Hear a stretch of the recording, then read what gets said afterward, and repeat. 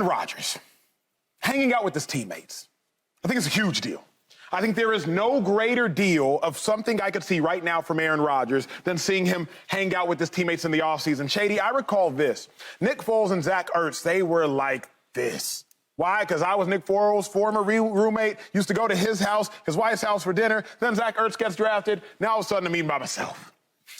But Nick Foles and Zach Ertz, it kind of helped that they had a connection in the Super Bowl versus the Patriots with the game on the line on a slant route. Kind of helped they have that connection.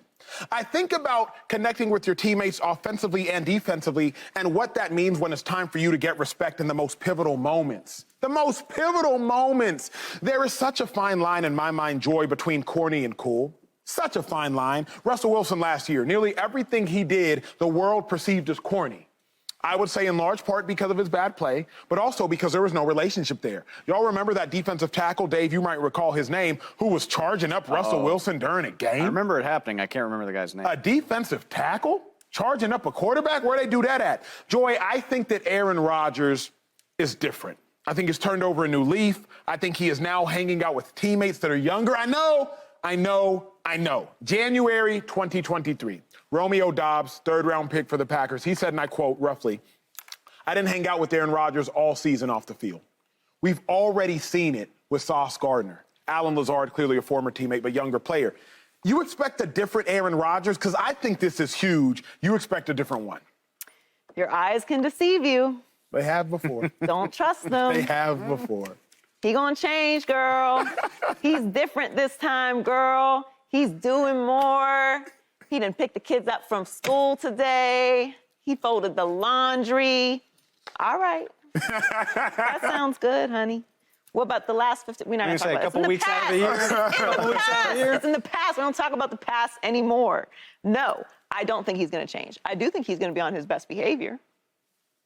And I do think being in New York is going to change a few things, and I think he's aware of that. Aaron Rodgers knows where he is. Mm-hmm. He is not in Green Bay anymore. They ain't going to give him those little passes that they got in Green Bay. Remember, Aaron would take shots all the time in Green Bay.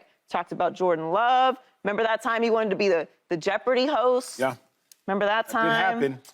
Remember the time he was talking about his young receivers? You keep dropping the ball. You're not going to be out there. Mm-hmm. Remember when he said he was going to definitely finish his career with the Packers and then went on McAfee's show and said he'd like to go somewhere else and that he was going to the Jets? I mean, I can go on and on and on. We got a book. We have receipts because Aaron Rodgers likes to talk. But New York is a different place. And no matter how low we try to keep these expectations for the Jets, once we start playing football in the fall, this ball is going to start rolling downhill very, very quickly. And it will either be picking up gold on the way down or it will be picking up trash. But at the bottom of the hill, they're either going to be winners, and we're going to be speaking very highly of this move, or it's not, and we won't be. But one thing I know about Aaron Rodgers is that he has a long history of bailing when things start to get tough. And you keep talking about these players, these teammates that he was with. Who was he with at the game? Sauce. What position does Sauce play? Cornerback. Yeah. Hard to do. Will he be throwing passes to him? Hopefully not. That would be the bad thing. Hopefully not. So that's not his young receivers.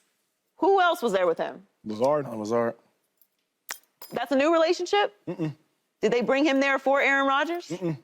So let's maybe. Right. They did. Yeah. That's not a new relationship that he's cementing here. Now, listen, I think the young players are very excited about Aaron Rodgers. Obviously, they've talked about being excited about Aaron Rodgers. I think Shady talks about this a lot. When you know you have a guy like that, that changes how you prepare. It changes how you play. When you know you have a guy that can go out there and win games, psychologically, that's just how we are as humans. When we know we can win, we just give a little bit more. That doesn't make you a winner or a loser. That's just how you are. You know you go into work every day, no matter how hard you work, you're not getting a raise. You're not going to work that hard. That's just a fact. So I do think he's going to change the environment slightly because of what he brings to the table.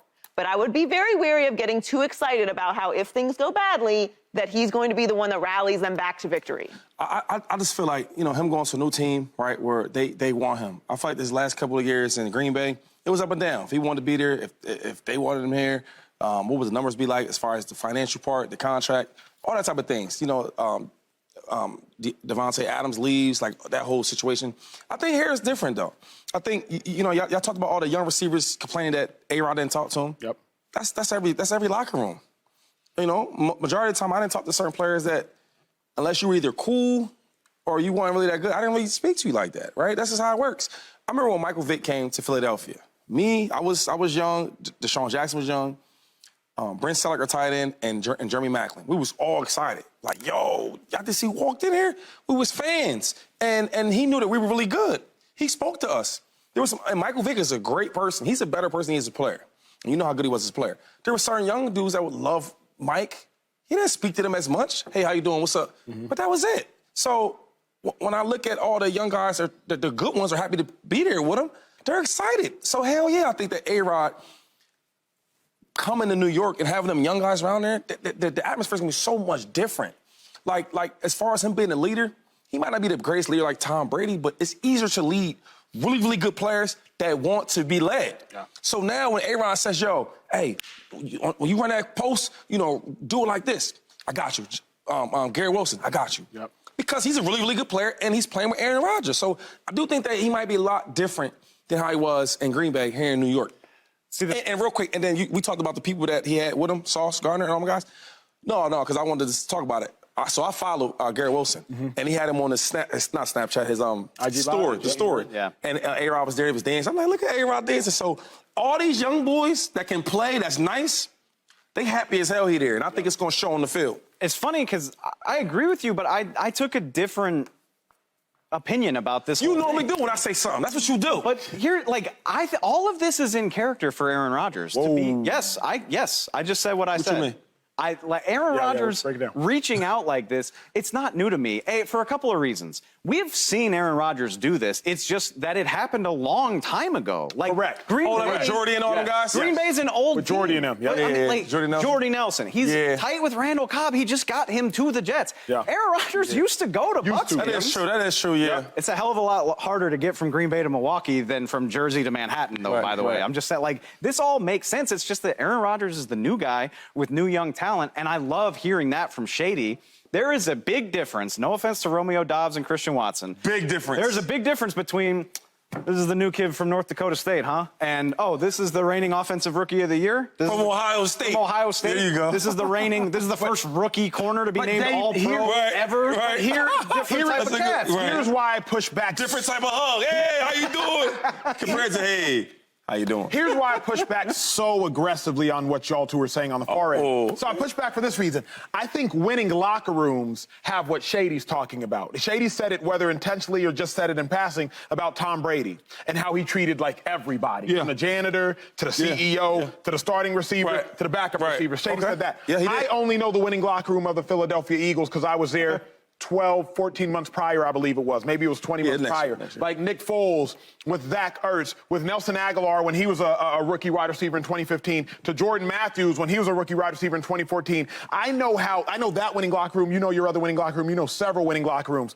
So while you might be right that Aaron Rodgers didn't receive Christian Watson, North Dakota State, and Romeo Doubs, I think that is why that locker room, amongst other things. But I think winning locker rooms have the same thing, 2-5. I don't care if you're the janitor. I don't care if you're the fourth string receiver, because I might need you fourth string receiver. I might need you to make a play in the pivotal moment. Nelson Aguilar, I might need your 900 yards in the Super Bowl year when everybody's saying he can't catch. Please do. I'm sorry, but was Rodgers that guy when they were stacking wins, year after year?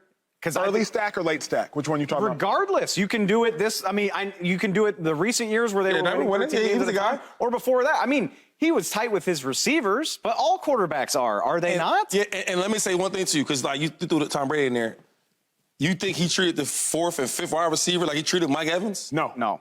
Okay. But I do think from what you've told me, there was a relationship. He treated everybody with respect. Yeah. I never seen nothing like it. The janitor, the cooks, everybody with respect. But he treated Bruce Arians different than he treated the cooks. Yes. All right. Yeah. I treat everybody with respect, and I love everybody. And I'm like, wow, he's such a great guy. But there's levels. The fourth receiver didn't get treated like Mike Evans. Yeah. Let's get that straight. All right. Just for clarification. Yeah, hey, good morning. And then Mike Evans, hey, what up, my boy? Come on. Subscribe here to get the latest from Speak, and go watch a few segments from our other shows on FS1.